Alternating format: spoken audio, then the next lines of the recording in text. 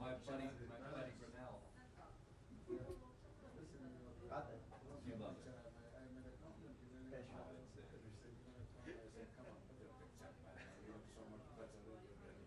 They make me look good. I'm baby face.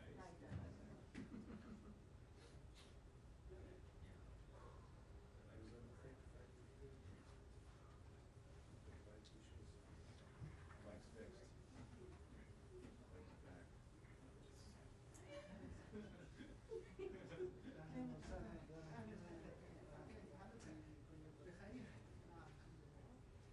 How are you? It's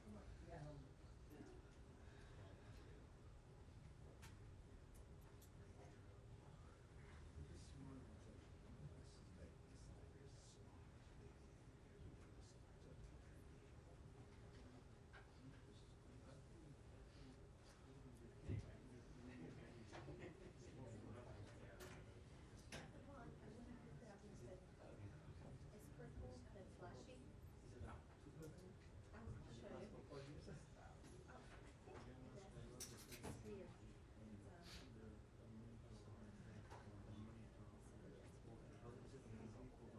Yeah, it goes by, they have the lines by the last name. Yeah, I'll just pick it up. Yeah, so just show yours.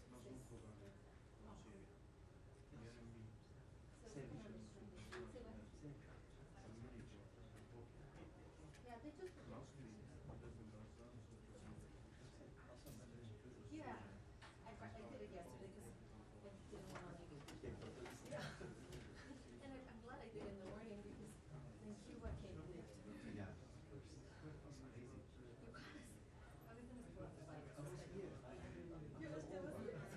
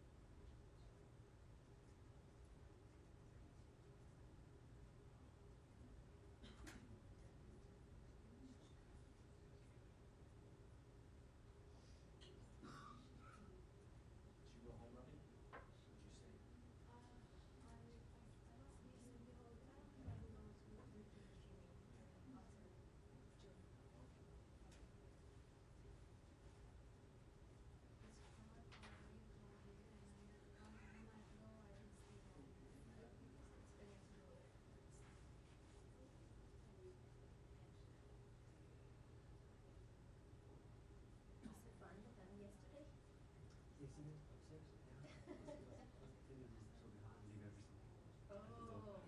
I remember that.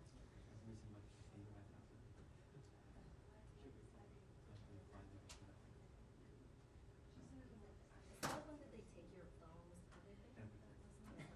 That was for the Spanish. It was my first time. I was like, what? No, no iPhone, no nothing.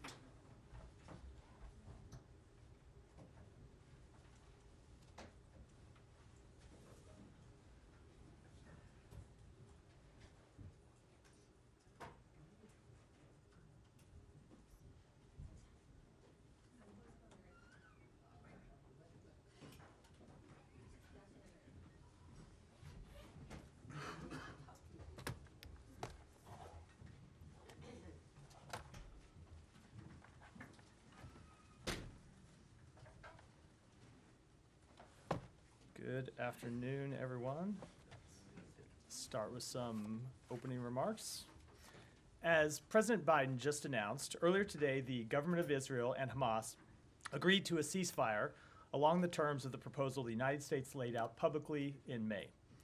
This ceasefire agreement was a long time in the making and comes as a result of extensive diplomatic engagements by President Biden, Secretary Blinken, National Security Advisor Jake Sullivan, Director of Central Intelligence William Burns, Brett McGurk, and other officials across the government, as well as our partners in the governments of Qatar and Egypt.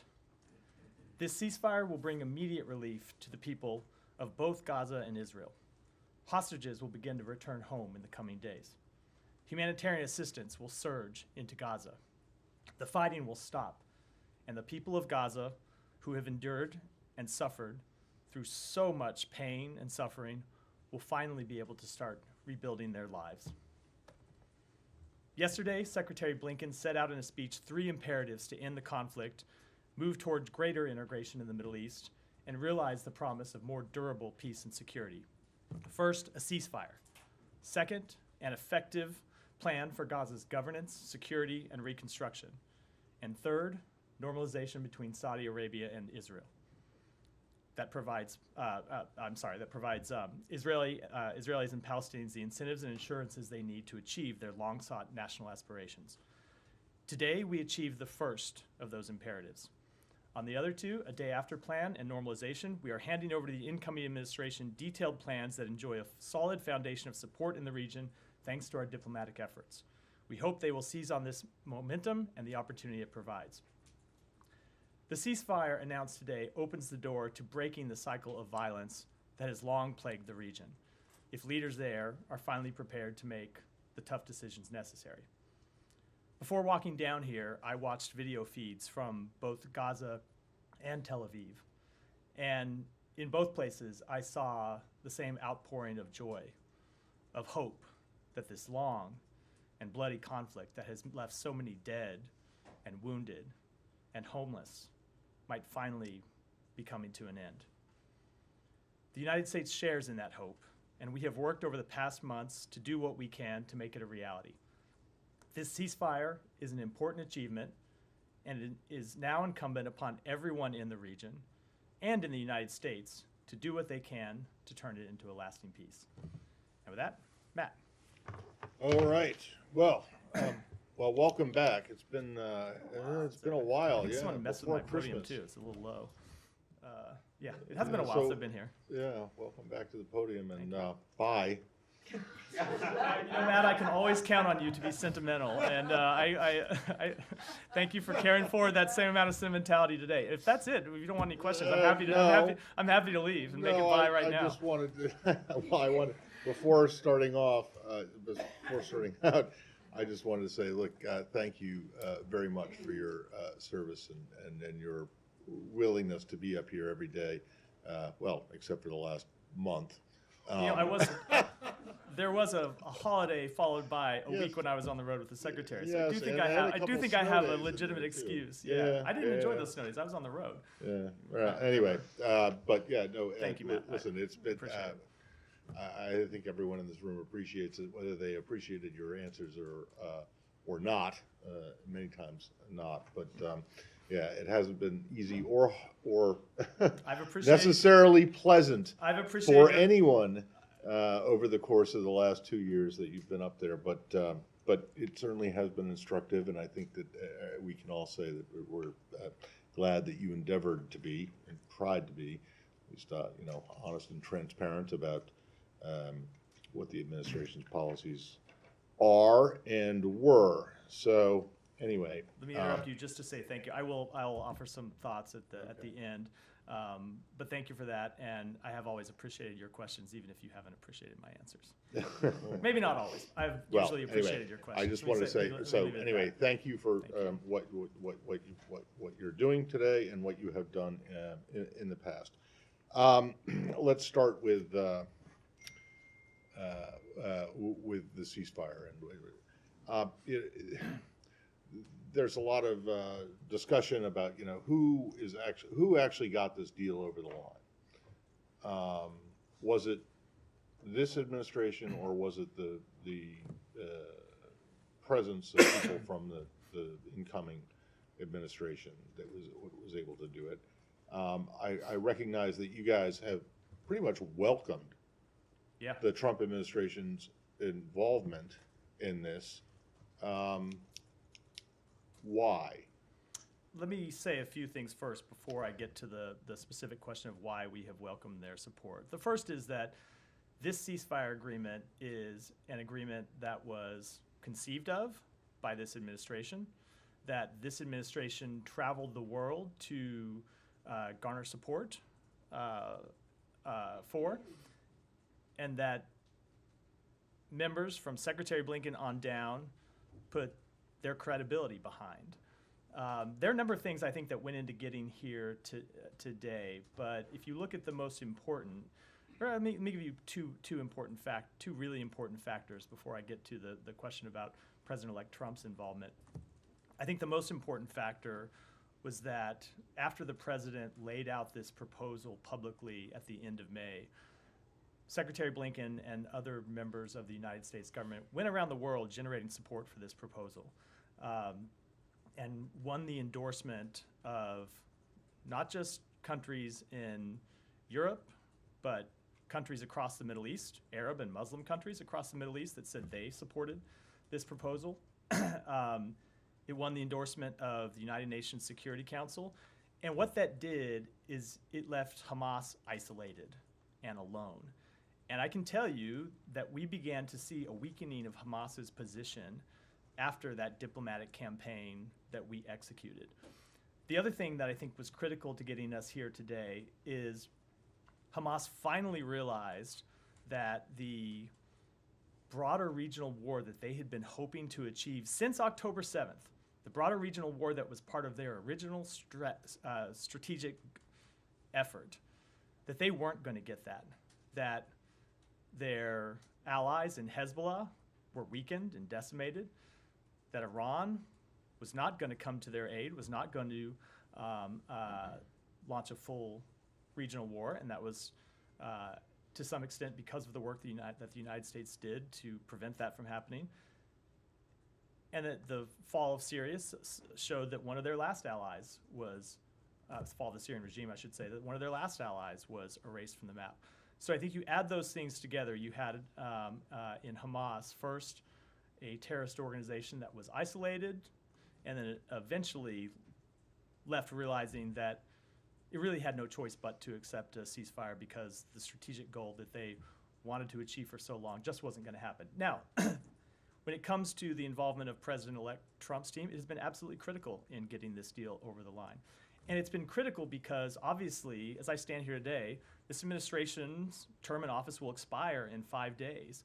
And one of the things that we have always said about this deal is that when you get from stage 1 to stage 2, that the United States, Egypt, and Qatar are the guarantors of this deal. And Egypt and Qatar will push Hamas to stay at the bargaining table and to get from stage 1 to stage 2, and the United States will push Israel to stay at the bargaining table to get from phase 1 and phase 2. So obviously those are promises we cannot make on behalf of the United States for any longer than the next 5 days.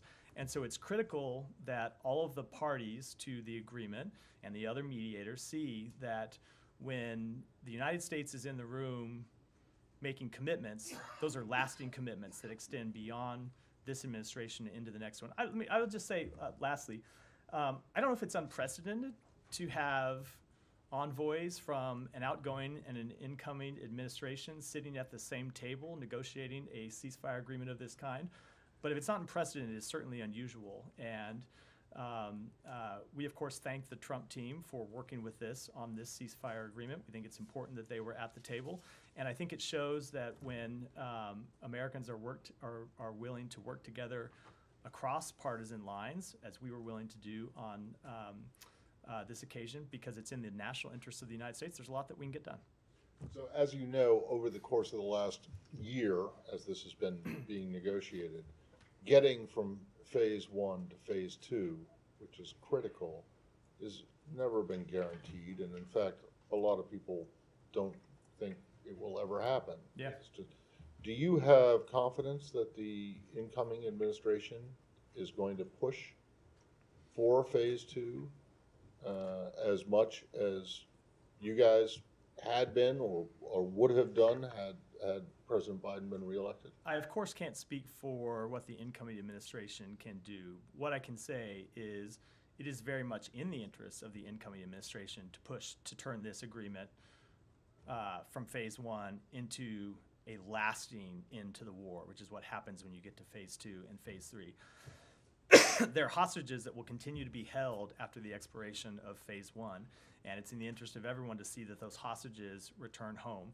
It is in the interest of everyone that the war that will stop upon the completion of the ceasefire agreement does not resume at the end of 6 weeks or subsequent to that if negotiations have extended beyond the opening 6 weeks. So it is very much in their interest, just as we believe it is in the interest of Israel that this turn into a lasting peace. If you look at all the conditions have to be right for a deal to come together. And if you look at the conditions from an Israeli point of view, you've heard me speak to this from the podium before, and you've heard Secretary Blinken speak to it. Israel had really achieved all of its major strategic goals already in Gaza. They had decimated Hamas's military capabilities. They had wiped out the leadership that existed on October 7th, including Yahya Sinwar himself, the military leader of Hamas. So it's very much in Israel's strategic interest that this war not reopen in 6 weeks, and that they're left fighting the same kind of battles over and over again as Hamas recruits new militants to replace the ones that Israel's killing on the battlefield. But you don't buy this line that the president-elect's relationship or influence with Prime Minister Netanyahu was the thing that pushed it over the line. Not only do I not buy it, it's not what we've seen in the negotiations. We've seen that the important factor when it comes to their involvement has been the continuity that it shows, having both the outgoing administration and the incoming administration there at the table. And my last one, really quickly, I think that you said this, or you at least strongly implied it, but your belief, your position is, or the administration's belief and position is that the destruction that was wrought in Gaza by Israel is what did this, and that your support of what the Israelis did is what brought Hamas No, that's not what I meant at all. What I mean was the destruction of Hamas's capabilities. Now, Yes, but at the along, same no, I time know, as I know, there was the and- destruction of Hamas's I'm- capabilities, there was I'm also the very destruction of but- huge amounts. But of I don't think Hamas cares about the destruction of Well, civilian here's the infrastructure. I question, don't is think it- they care do about the you loss of care civilian. about the destruction? We absolutely do. It's why I've been trying to get this ceasefire all along. But I don't think that is a calculation that has in any meaningful way entered into Hamas's thinking, and especially when you look at the fact that Sinwar himself said that it is the mass loss of civilian life inside Gaza that he thought would strengthen Hamas's position. So no, I don't think it was the loss of civilian life that has led Hamas to ultimately agree to this deal. Yeah. Thank you, Matt. And I extend the thanks Thank you. to you. And I want to start by a question that might link both what the Secretary Blinken said yesterday in the Atlantic Council and the announcement of reaching the agreement today. Secretary Blinken yesterday gave some brief details about the day after plan that he said that he submitted to the upcoming administration, and it's all based on the fact that Hamas will no longer rule the Gaza Strip by creating this temporary administration, then giving it to the Palestinian Authority. Is there something in the deal that agreed upon between all parties that Hamas will leave power in Gaza to allow for the plan to be implemented? When you say the deal, do you mean the day after arrangements No, that the no, Secretary no, was this speaking to you? deal, the ceasefire The deal. ceasefire proposal that's on the table today, what has been agreed to so far is phase one. The ultimate resolution of governance, security, reconstruction, all of those will have to be dealt with in the negotiations from phase one to phase two, including that question of who governs Gaza. I can tell you that the United States is committed to ensuring that Hamas never again resumes governing Gaza. I think I can say with some certainty that a reemergence of Hamas governing Gaza would be an absolute deal breaker for Israel, as it should be, when you saw what happened on October 7th. And I would hope that it would be a deal breaker for the Palestinian people, who have seen the loss of more than 45,000 individuals over the last 15 months in a war that Hamas started. So I would hope it would be a deal breaker for all parties, but that is something that will be the subject of negotiations going forward. We have made clear since the beginning, not just in the course of the negotiations over the ceasefire, but you saw the Secretary lay out last November in Tokyo principles that would guide the United States when it comes to the period at the end of the conflict. And first and foremost among those principles was that Hamas can never return to governance of Gaza, given their track record. Those principles that the Secretary spoke about in Tokyo, and he repeated it yesterday as well, do you feel that it is a principle held also by the upcoming administration? Again, I'm not. I cannot in any way speak for the policy choices that the incoming administration will take. They'll be here in a week. I hope they'll be starting press briefings soon after that, and they'll be able to speak to them. But I would say that the principles that we have laid out do have broad agreement in the region. Obviously, there are things, not every party inside Israel would agree with all of those principles that we laid out when it comes to the governance of Gaza, but I think they have broad agreement across the region. And I think the important thing about them is this isn't just a theological question, it's also a practical one. If you want countries in the region to commit security forces to Gaza, if you want them to commit dollars to the reconstruction of Gaza, they're not going to do that if they don't see adherence to either the principles we laid out or some version of the principles we laid out, as well as a political path forward for the Palestinian people. It's just they are just not going to do that, and they've been very clear about that fact. There been circulated in the Israeli media that Hamas received verbal guarantees from the United States, Egypt, and Qatar that Israel will enter the negotiation for phase 2 and phase 3 in good faith? Did you give such?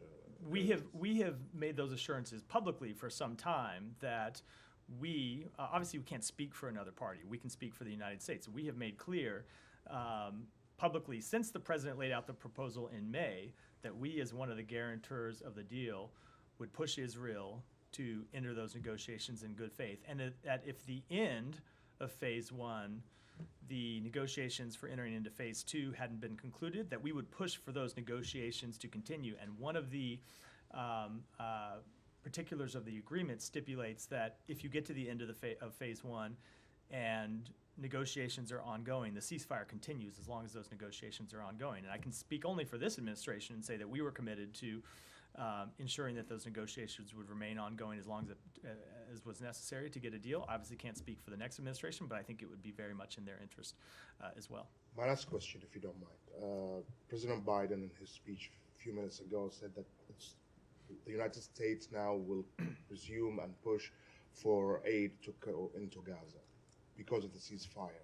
Do you have any practical plan? How many trucks, et cetera, et cetera, et cetera? We are looking at a massive infusion of trucks somewhere. Hopefully, it won't happen overnight, but we want to get up to over 500 trucks a day. Excuse me, that come into Gaza. And the critical thing that we believe the ceasefire unlocks is a real solution to that last mile distribution problem that we have had, that humanitarian organizations have had in Gaza. Because it is not just a question of getting trucks and getting assistance to the gates into Gaza, it's getting them delivered beyond Gaza. And it's been very difficult because of the security situation on the ground. And we really do believe that a ceasefire unlocks the potential to massively surge humanitarian assistance into Gaza, and we have been working with humanitarian partners over the past few months to ensure that they are ready to surge that assistance as soon as the ceasefire is implemented. Thank you.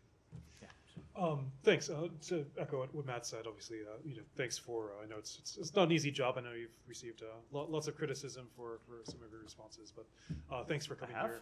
Really? Really? But thanks for coming here every day. You Yeah. didn't have to come every day, so we do appreciate you Thank you, staying John. here, taking our questions. Thank you. And always being diplomatic with us. Could I ask you, though, you mentioned that there's continuity with the Trump team. That was the main thing that they established. But the president laid this out in May. So what's happened since then? I mean, obviously, you mentioned the changes in the regional situation, but is there any regret? I mean, thousands of people have died since May. I mean, couldn't this deal have been reached earlier then? I think a few things have happened. Number one, there have been events that have led to, there have been times where we have been close to getting a ceasefire agreement, and events have led to a delay in negotiations. And sometimes even events that we don't object to. For example, after the killing of Yahya Sinwar, something that the United States very much supported, that delayed negotiations for weeks, well over a month, because Hamas was not in any position to make decisions. They didn't have a governance structure set up. They didn't have a way to decide on how to deal with ceasefire proposals. You've had other incidents where at various times the parties push new proposals onto the table that led to things. So there have been some things that have been kind of just the back and forth negotiations. Sometimes have been larger events in the region. But I think the fundamental thing that has shifted, two things that have fundamentally shifted, one really on each side. So on the Hamas side, as I said in response to Matt's earlier question, they very much have realized over the past few months that there was no hope of getting a broader regional war. And I can tell you at various times when we thought we were close to an agreement, there have been events that I think rekindled that hope inside Hamas's leadership that they would get that war. So, for example, when you saw the direct exchange of fire between Israel and Iran, something that was unprecedented, we saw Hamas pull back from the negotiations because in our judgment they thought this may be the time that we get the outbreak of war, and so we don't have to agree to a ceasefire. When you saw the escalation of hostilities in September and October between Israel and Hezbollah, Hamas at the same time was pulling back a little bit from the negotiations, I think, to wait and see how that conflict played out and to see whether it was actually in their interest. So that's what you had on the Hamas side. On the Israeli side, over time, you've seen them meet their overall strategic objectives. And so once they had killed Yahya Sinwar, that really realized the last strategic objective they had, because they had already decimated Hamas's military leadership. And so the conversation that we have been having with them is, without a ceasefire agreement, you're going to be in a version of Groundhog Day, where you go back in every day to fight Hamas militants, and you kill a certain number of militants, some of them low level, and those militants are replaced by others. You heard the secretary say in a speech yesterday that we assess that Hamas has now recruited nearly as many militants as Israel has killed since October 7th. So this becomes a bit of a never-ending problem for Israel, and so I think they ultimately made the judgment that the only way, as we have been telling them, for them to get their hostages home and actually achieve lasting security that suits their purposes was to sign up for this agreement as well. I mean, just to pursue that, I mean, throughout this, over recent months, the secretary himself has repeatedly said that the holdout is Hamas.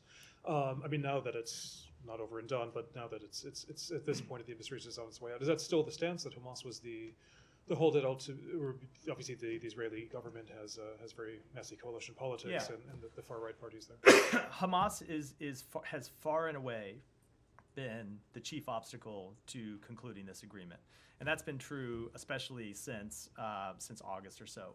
Now, there have been times that Israel has introduced new conditions and new proposals that have made it more difficult to get an agreement. Just as Hamas at times has introduced new conditions and new proposals that made it difficult to get to an agreement. But that fundamentally is what a negotiation looks like. You expect parties in a negotiation to put forward proposals, and people can debate whether sometimes one side or the other overplayed their hand. There certainly have been times that we went to the government of Israel and said, you know, we think that you are pushing too hard, and we want you to back down. But I will say, really, for the past 5-6 months or so, it has been Hamas that at first was unwilling to negotiate, and then for a while unable to negotiate. So after this period in August, when we thought we were getting really close to a deal in July, and then in August, we saw Hamas at around that point just decide that they weren't going to negotiate off of their position anymore. They had a position, and they weren't going to budge. They weren't going to move at all. And we were still at the table. Israel was still willing to be at the table. Hamas wasn't. And that continued for some period of time. And then you had this period of time where Hamas, because of the death of Sinwar, wasn't able to really make decisions and could have conversations but couldn't negotiate in any kind of meaningful way. So when you hear us say that Hamas has been the prime obstacle to accepting the deal, that is very much what we have meant. It has very much been accurate. Just one briefly before I pass on. You mentioned this, a red line for Israel, of course, will be no future Hamas governance in Gaza. I mean, Hamas agreeing to this. So do you think that effectively they've recognized this, that they've recognized they have no political future in Gaza? You know, I wouldn't want to speak for them at all, obviously, but I think when you look at opinion across the region, it is not just a conclusion of the Israeli government that Hamas has disqualified itself from leadership. Disqualified is not the right word. Obviously, the Israeli government would have never thought Hamas should run Israel in the first place, but that Hamas can play no role at all in the future of Gaza. We hear that from countries across the region, that you cannot have a terrorist organization that is committed to the destruction of Israel, that has launched this horrific conflict that has resulted in the death of more than 45,000 Palestinians, has massively increased the chance of full-out regional war, which we got very close to on a number of occasions, and we were able to prevent through some pretty intense diplomatic efforts. I think none of the parties who we have talked to about contributing financial support, about contributing security support to Gaza, are in any way going to be willing to step up and do that if they see either a future where Gaza is dominated by Israel or if it's dominated by Hamas. Jay. Thanks, Matt. Echoing everyone's thanks for doing your job here. Biden I like said the way you said that. Thank you for doing your job. Thank you for doing your job, just as we did all our jobs. Good. Biden said Americans would be coming out in the first phase. Do you have any details on who and how many? You know, I don't want to get to it from here. As you know, there are 7 Americans who remain held hostage inside Gaza, 4 who are alive, 3 who are unfortunately deceased. We will have that information coming in or available in the coming days, but I want to make sure we are able to have the conversations we need to have with all those families about those details before I talk about them publicly. But we will make that available in the coming And days. it's still the presumption that those three are alive. When was the last time there was any update on their conditions or whereabouts within Gaza? There is still the presumption that they are alive. We have we have differing levels of information with each of those, but that's information we communicate about with the families, and I don't want to speak to that publicly. And then on the humanitarian surge, how is that going to be distributed? What is the assessment on the level of destruction just on the infrastructure within Gaza? How do you intend to get that level of aid in? Will there be any reconstruction component to assist with the aid distribution? So the reconstruction is not something that happens in phase one. That will happen later in phase 2 and phase 3 of this plan. Phase 1 is really just a stabilization and recovery before you can even get to reconstruction. But the aid will be distributed through our humanitarian partners, largely the UN agencies that are there on the ground, and other nonprofit, non-governmental organizations who are A lot of working. that aid infrastructure has been destroyed, is our understanding. So how do you intend to be able to distribute it? There are so that's true, but there are still warehouses that exist in Gaza that are functioning now. Some of them, some of the warehouses that exist haven't been destroyed, but aid organizations haven't been able to get to them because of the security situation. We think they'll be able to turn those warehouses back on. We believe they'll be able to surge the number of trucks that go in and the number of trucks that move around. For the specifics of that, I would, of course, defer to the aid organizations who are expert in how to do this, but in all of our conversations with them, they are confident that they will be able to massively increase the amount of humanitarian assistance that gets in once the ceasefire is implemented. And then the last question, do you anticipate any travel now that this ceasefire agreement has been announced? By the secretary? No, I do not. No, I do not. We still have 5 days, so I can't rule anything out. But no, I do not. As I stand here at 3:15 on Wednesday. Daphne. Just want to echo everyone and So thank. you're saying it's possible? I'm saying there's a chance, Matt. I'm saying there's a chance, but I do not anticipate it. But there's always a chance. Thank you for taking our questions every day. We very course. much appreciate it. To follow up on the aid, you mentioned some of the challenges, and we've heard that critical details of the aid surge are still to be worked out and were due to be discussed in Cairo on Thursday. Will the U.S. be part of those conversations? We will be a part of those conversations. I don't have an update on who will be attending, but we very much have been a part of the humanitarian assistance efforts from the beginning of this effort and will continue to be. And then security arrangements for the delivery of aid is one of the most difficult issues. Are there security arrangements that are already agreed for this surge of aid, or does that still need to be worked out? There are broad agreements that we have worked out with some of the humanitarian partners. There are details that we still have to work out. And of course, some of this will happen as the aid organizations have more freedom and flexibility to move around Gaza in a way that they haven't been able to in the past 15 months, where they will be able to, I think things will look, a week or 10 days from now will look very different than they have over the past 15 months, just based on the situation inside Gaza. So I'm sure that there are things that they have looked at, that they have planned, that they'll need to adapt once they're able to move around more freely inside Gaza. Can you say which parts have been agreed? No, I can't get into that level of detail from here. Is there anything you would like to see in terms of the security arrangements? We want to see that, just speaking broadly, we want to see that humanitarian workers are protected. We want to see that they can go about their jobs free from harm, free from violence, that they are not put in harm's way either by members of Hamas, who will still be inside Gaza and who still, of course, have access to weapons inside Gaza, or by gangs and looting that we have seen be an impediment to the delivery of assistance over the past few months. But with the specifics of that, those are conversations we'll be having directly with the humanitarian groups. Thank you, Matt. It's been an extraordinary year and 4 years, and I think it's been pretty full on since the year 2016, actually, but congratulations to making it to the end of your run. Thank you. I wanted to ask this again. We've been asking about the incidents of Israel's activities in Gaza that are being investigated by people in this building. Are you confident that the conclusions of some of these incidents will reach the light of day moving forwards to the next administration? Is there anything that this building's doing to shore up to make sure that those conclusions come to light? So we continue to work to reach definitive answers with respect to a number of the incidents that we are looking at. But I can tell you that the obligation that the State Department has to investigate potential violations of international humanitarian law through the use of U.S. weapons are not obligations that expire on January 20th. They're obligations that carry over from this administration to the next administration. So we would fully expect that the next administration would carry out its duties under the law.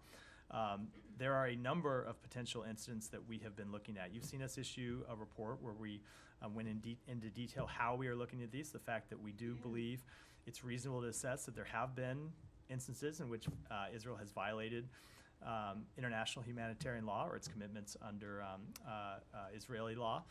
But we have a number of incidents that we're looking at, and if those aren't finished between now and Monday, there are obligations that continue on into the next administration. And on that report that you mentioned, that you're talking about the NSM there,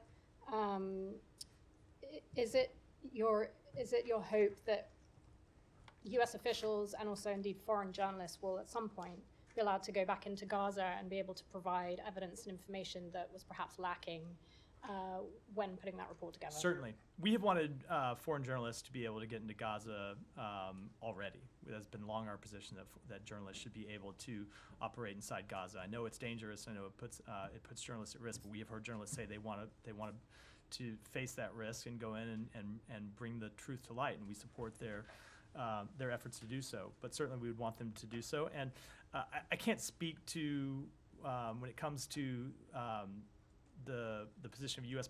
personnel, I don't think I should speak to that, given that it's going to be I don't want to speak for the next administration. The ceasefire goes into effect on Sunday. The new administration takes office on Monday, so I don't think I should try to speak for them. But certainly I can say on behalf of this administration, we would want to be able to do anything we could to gather facts about potential violations of international humanitarian law. And last question on what the Secretary laid out about the day after plan. Yeah. Do you have any more specifics about who, or if there are any parties that are willing to step forwards and help with the de-radicalization in Gaza, or are you just hoping that's something that will become clear if this succeeds? So we have had conversations with a number of our partners in the region about that. I don't think the countries are any secret, because the Secretary has talked about his work on the day after as he's traveled around the region and met with these partners. I don't want to, there are different partners that have spoken about different aspects they'd be willing to contribute at different phases of this process. So I don't want to speak to them publicly, largely because the plan that the Secretary laid out, we found got broad support, but there were still details that needed to be agreed. And it was always our assumption that if we got to phase one, it was during phase one of the agreement that you could really force agreement on the day after plan, because it takes bringing about a ceasefire to focus the mind on what comes next and to drive agreement on what comes next. And so we were really looking for this opportunity to drive real agreement on turning those broad strokes into implementable plans. So what we're going to do, as the Secretary said yesterday, is take those plans and turn it over to the incoming administration. We've already had conversations with them about them. It is our hope that they will pick them up and run with it, but of course those will be decisions for them to make. And if they don't, I do believe that there are countries in the region who are going to want to step up, who are not going to want Gaza to be a source of continued suffering and pain and instability to the broader region. Saeed. Thank you. I want to thank you for your time at the podium and for every time calling on me. I never felt that I'm entitled to it, so I sincerely thank you for calling on me all the time. Of course, Saeed. Enjoyed our exchanges. During a tough couple of years, so to speak, in terms of topics that we have discussed. Let me ask you about, of course, the ceasefire. Now, it goes into effect on Sunday. That's 4 days from today. Is there anything that could stop the Israelis from bombing places in Gaza?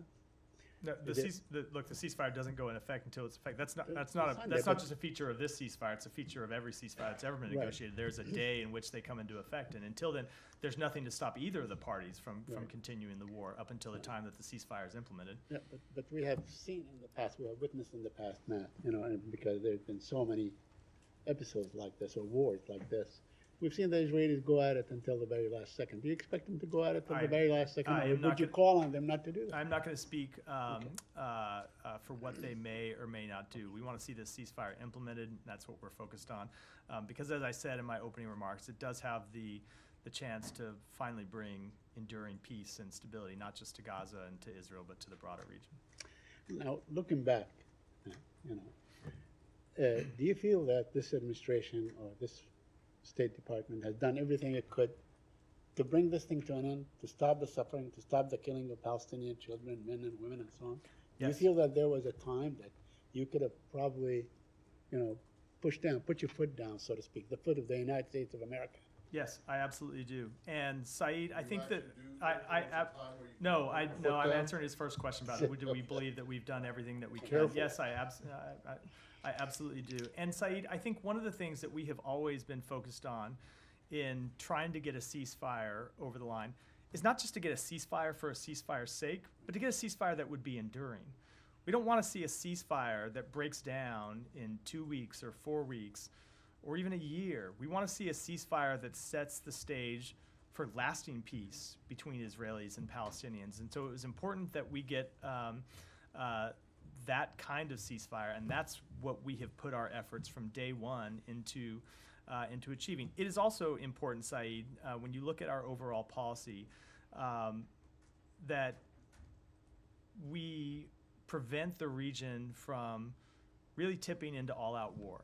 And when you look at the things that we laid out from day one, and this really goes back, you look at the things that the Secretary said the day after October 7th at the objectives that we were going to try to achieve. It was important that we continue to show that we are committed to the defense of Israel so that its enemies across the region did not see this as a moment of division and a moment of weakness when they could attack Israel and really plunge the region into the type of war that, as awful, as horrible as Gaza has been, would have extended that pain and suffering from Gaza into places all across the region. So that has also been another chief objective of our policy. But Matt, when all is said and done, the real cause of all these conflicts, all these wars that happen from time to time, is the fact that the Palestinians continue to suffer. They have been displaced for 76 years or more, 78 years.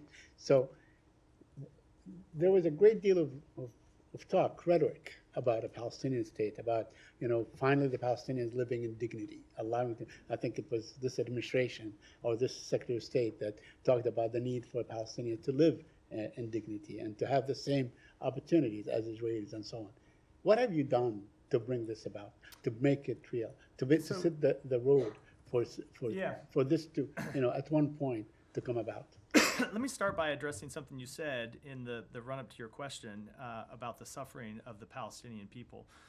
One of the things that really has marked this conflict, let me put it this way. If you looked at the speech that the parents of Hersh Goldberg gave back last August, I think it was at the Democratic National Convention, where they spoke about how there is a surplus of suffering across the Middle East. It's absolutely true. We have seen Palestinians suffer long before October 7th, and of course have seen them bear the brunt of this conflict. Palestinian civilians who did not start this conflict but have suffered the brunt of it. We've seen the hostages bear tremendous pain and suffering, and their families. We've, of course, the 1,200 people who were killed on October 7th inside Israel. As Hersh Goldberg's parents have said, there has been a surplus of suffering. And we do fundamentally believe that the failure to realize the aspirations of the Palestinian people is one of the main drivers of instability in the region and one of the main drivers of suffering. And so I would urge you, Saeed, to look at the speech that the Secretary gave yesterday, where he talked about exactly what we have done and to unlock a political path forward for the Palestinian future.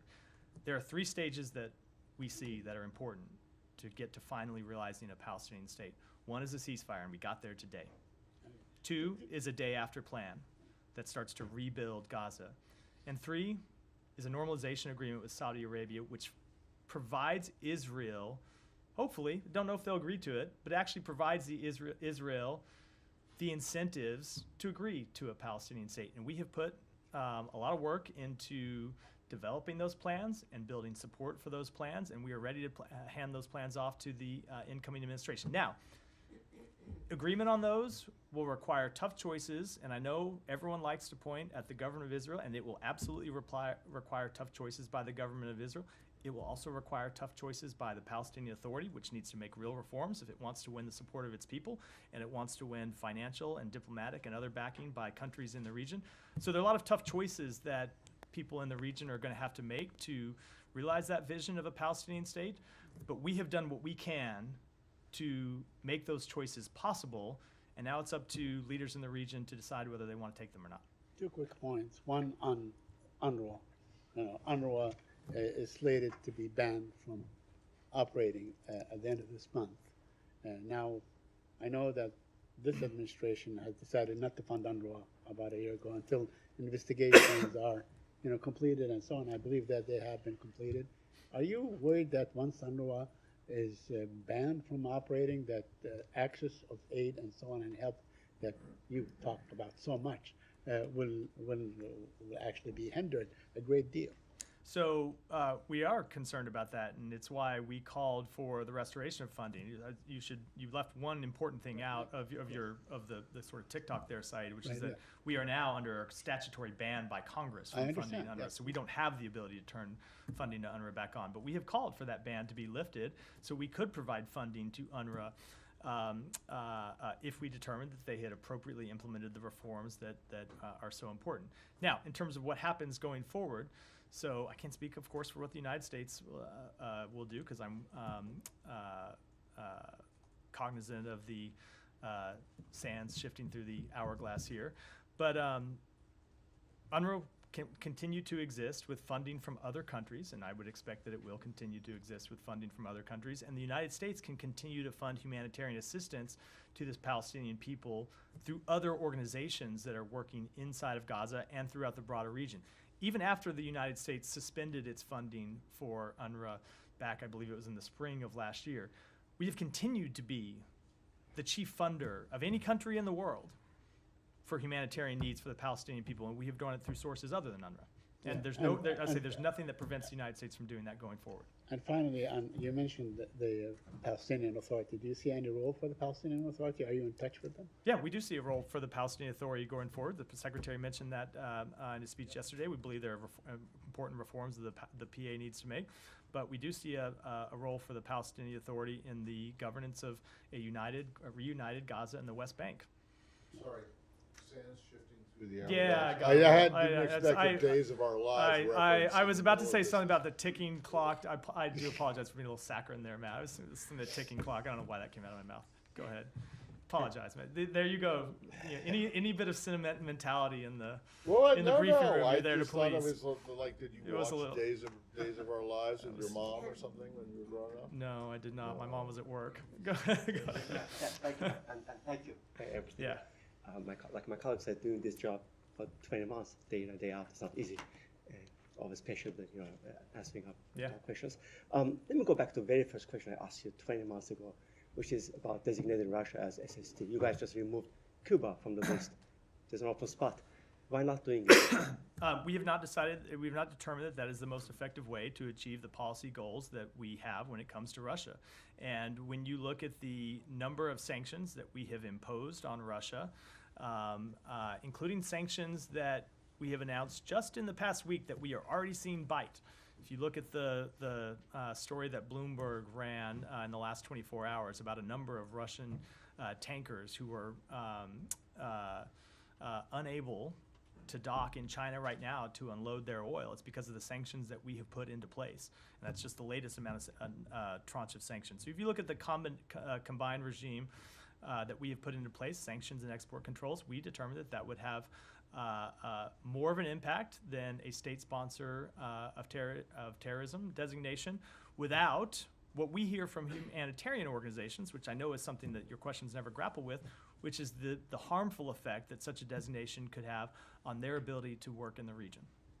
Going back to today's sanctions, it has two parts. One is you are targeting evasion, in fact, and secondly, you're also redesignating, resanctioning by using different law this time, which is Executive Order 13226, which I believe gives extra power to Congress, to block any attempt to ease, if the next administration attempts to do so. Is that the reason why you are doing what you're doing today? We thought it was appropriate to move our sanctions regime under this new authority to ensure that Congress has full visibility both on our sanctions and any contemplation of removing them. How concerned are you the next administration will immaturely lift them? I'm not going to speak to what the next administration may or may not do. They'll have to make their own decisions. We believe that the sanctions we have put in place have been effective in harming Russia's economy, in curbing to some extent its ability to fund its war machine, and we hope that they'll stay in place. But those are decisions for the next administration. Can I move to Georgia if possible? Sure. There are some, One concerning more, and then events. I got to go around the room because I've probably at an hour already. Of course, thanks so much. Some concerning events going on, and recently they are conducting violent attacks on opposition members. Just yesterday, opposition leader was attacked in reaction to the latest developments. Look, we continue to have great concerns about actions by the government in Georgia to crack down on its own population, to retrench from the democratic path that they have been on, as well as the path towards greater Euro-Atlantic integration. That's why you've seen us implement new sanctions targeting members of the Georgian government. It's why you've seen us suspend assistance that we were set to provide to the government of Georgia, and it's why you've seen us suspend our overall strategic relationship with them. Yeah. Thank you, Matt. Echoing everybody's comments, and Thanks. thank you for everything, always. Will the U.S. we know that the agreement yesterday, or the Cuban government talked about the 553 political prisoners and people that will be released. The United States, of course, made the announcement for President Biden and the 3 actions that he's taking. Will any of these people that are going to be released, some of them political prisoners, human rights defenders, will come to the United States like they did, for example, with the Nicaragua political prisoners? And will they be able to and eventually receive political asylum here? And if so, that will be part of what the Catholic Church was able to present to the Cuban government? So I can't speak to decisions that those people may or may not make about wanting to leave Cuba and come to either the United States or another country. And when it comes to questions about whether they would be granted asylum or entry through another means, I would defer to the Department of Homeland Security on that question. Yeah, Janie. Thank you. Thank you, Matt. Thank you for your hard work for us. I wish you good luck in your future. Stay healthy and be happy. Thank you. I have applications on South Korea. This is not happy news. No. But the South Korea's President Yoon was arrested yesterday by the high-ranking public officers' crime investigation office. Executed the arrest warrant for President Yoon in an illegal rather than a legal manner. And the South Korean citizens are very disappointed in this action. Do you think the execution of this illegal arrest warrant violated the rule of law? So I'm not going to speak to a question about how South Korean law is interpreted. That is fundamentally a question for the South Korean courts, and we think all of these questions ought to be answered and in accordance with South Korea's constitution and the rule of law. I can tell you that I was just in South Korea with Secretary Blinken last week. We met with the acting president. We met with the foreign minister. We met with the Speaker of the National Assembly. And I can tell you that one of the things that we saw firsthand in Korea was the country's democratic resilience at work. And I think you heard the Secretary speak to this. You know, every country at times faces tests to its democracy. We have faced very real tests to our democracy here in the United States. We've faced direct assaults on our democracy here in the United States. And what's important is how a country responds to those tests of its democracy. And what we have seen is South Korea respond to those tests in a way that illustrates the strength of its democratic foundation. what do you think the Biden administration has been successful in its diplomatic and security relations with South Korea? And what do you think is the most regrettable, and if there is one thing you would like to recommend the incoming administration, what would it be? So I think when it comes to Korea, the secretary identified at the president's direction very early on that his primary objective needed to be to rebuild and restore some of our democratic or some of our alliances and partnerships that really had been frayed in the 4 years before we took office, and set about on a diplomatic campaign to do just that. And his first trip was to South Korea and Japan, and over the course of this administration, you have seen us bring together South Korea and Japan in a way that I don't think very many people thought possible, and it is a great foundation for security in the Indo-Pacific. And if there was anything I would commend to the next administration, it's to take that trilateral partnership and to build on it. Go ahead. Thank you, Matt, for your work and for taking our questions every day. I wanted to quickly follow up on Camilla's question regarding Israel's assessments of Israel's conduct. In addition to the ongoing assessments at the State Department, there have been many investigations you urged Israel to conduct, such as the case of Ayşenur Ezgi Egi. What will happen to these investigations? And Ayşenur Ezgi Egi's family was here last month demanding justice and answers. Will you be able to provide them with answers they were looking for before the January 20th? So I don't know the answer to the question because it fundamentally depends on Israel finalizing the results of its investigation. But the obligation to deliver justice for an American citizen, the obligation to provide answers to an American citizen, that's also not one that expires on January 20th. The incoming administration will have the same obligation to speak up for American citizens, to try to find answers for the families of American citizens, to try to drive changes to protect American citizens overseas. They have that same obligation that we do. And so if we don't get the final results of that investigation between now and next Monday, and I can tell you if we do, we will provide that to the family as we committed to do. But if we don't, I would very much expect that when that investigation is finalized and completed, that it's transmitted to the incoming administration. And I would certainly hope and expect that they would treat Ayşenur Egi's family with the same duty of care that we have brought to the situation. It's a fundamental obligation when it comes to the treatment of American citizens. Thank you, Matt. I'm echoing the kind words of my colleagues to appreciate your work. I know it's very hard to be aware about all the events and having knowledge about the events around the world, including my region, Kurdistan region. So with that, I'm asking. Here we go. Yeah, I'm asking 2 questions about the Kurdistan. Today, Victoria Taylor, was in Kurdistan region, and she met with the Kurdish officials, including the Kurdistan president. So what's the purpose of this visit, and why at this time? What she has discussed with the Kurdistan president? So I can tell you that Deputy Assistant Secretary Taylor was there for diplomatic conversations focused on IKR stability and security.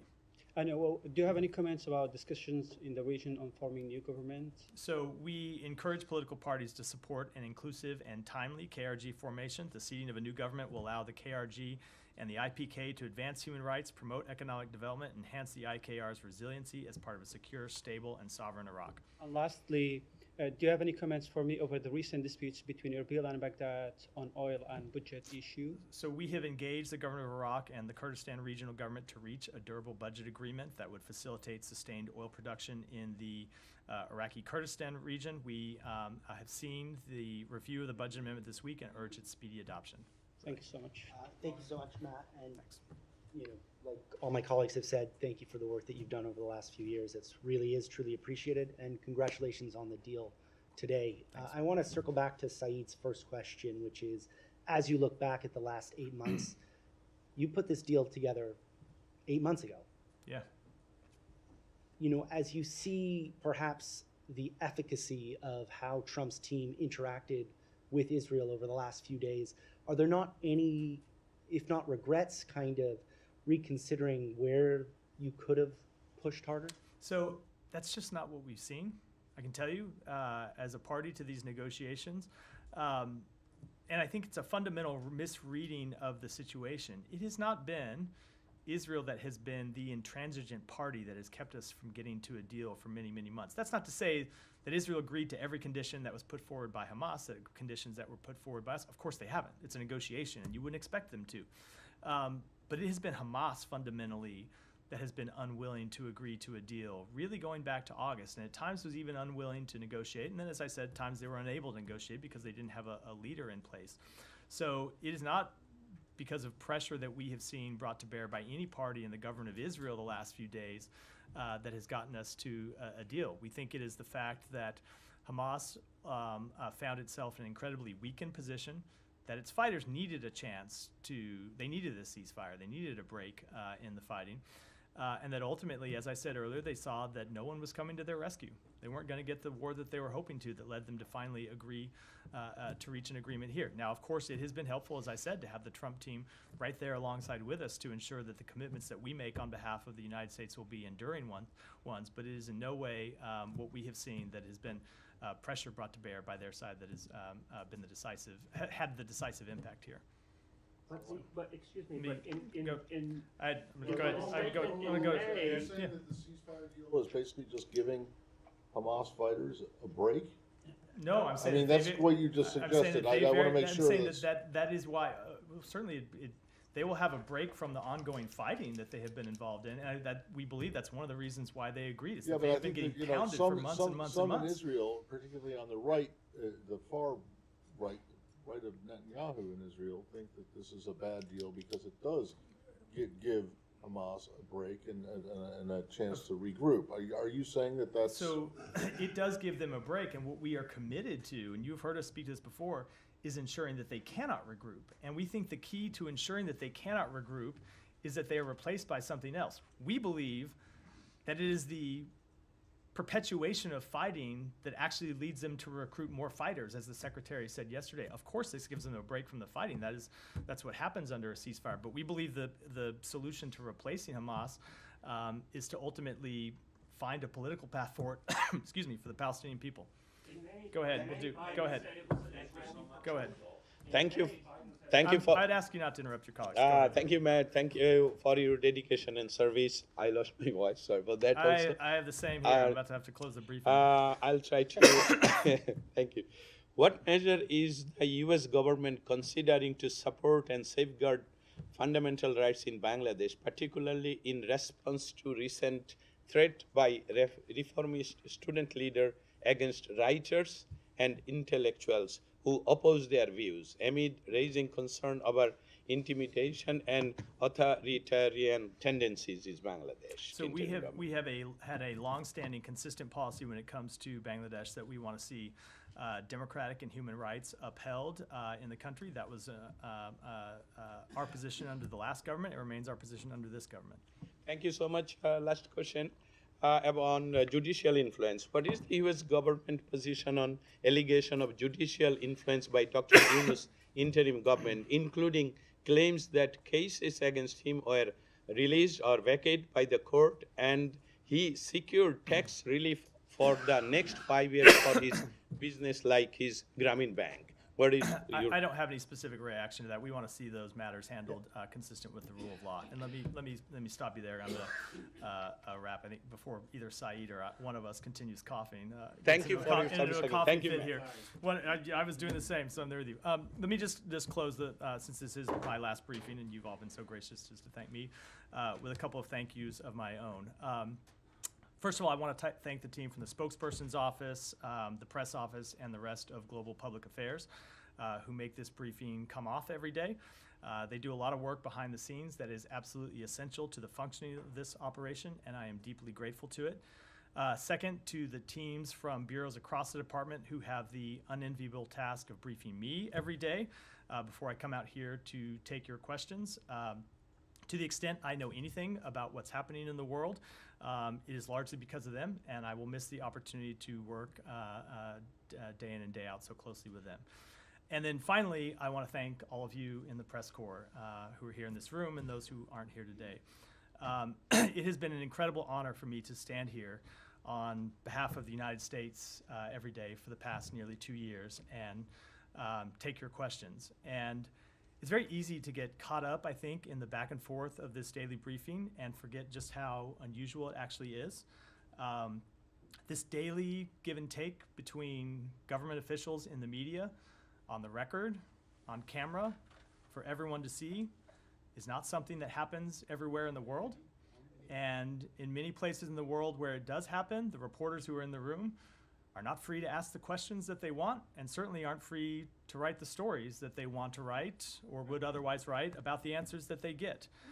It is a source of great American strength that this exchange does occur here.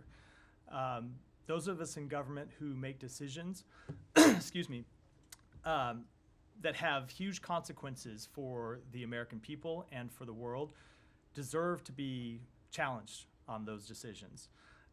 We deserve to be asked hard questions and held to account. Is that always fun? No, it isn't. It sure isn't. At least not for those of us on this side of the lectern. But it is essential to the functioning of our democracy. And it's essential to the functioning of our democracy. Let me finish. I've taken many of your questions. It is essential to the functioning of our democracy, not just because it ensures that the public is informed about the work that their government does, but also so those of us in government can make the best decisions on their behalf. And I think this is something the press often doesn't understand or doesn't realize maybe. I can't tell you how many times I've been in a room where we've been working on a really hard decision, discussing a big policy choice, and I have spoken up and said, you know, I don't know how we're going to go out, or I don't know how I'm going to go out and explain that to the press. It appears to be in contradiction of something we've said in the past or something we've done in the past. And we have gone back to the drawing board based on that feedback loop to make sure that the decision that we make is one that we can actually stand behind and one that we can defend. That is a process that produces better results for the American people, and it's one that only works because all of you are here to hold our feet to the fire. So as I exit this podium for the last time, I do so in hopes that this tradition of the State Department spokesperson standing behind this lectern and taking your questions is one that will continue both into the next administration and beyond, because our government is better for it, our country is better for it, and the world is better for it. Thank you all. Thank you.